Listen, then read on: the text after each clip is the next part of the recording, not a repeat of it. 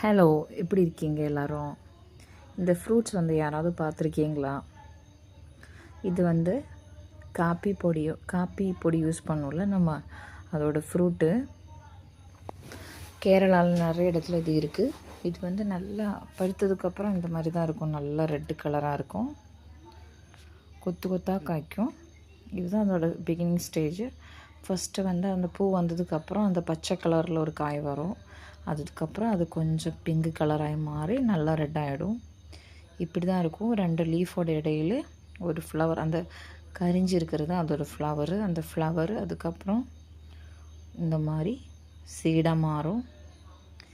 இது நல்லா பழுத்ததுக்கப்புறம் காய வச்சு கடையில் கொடுப்பாங்க.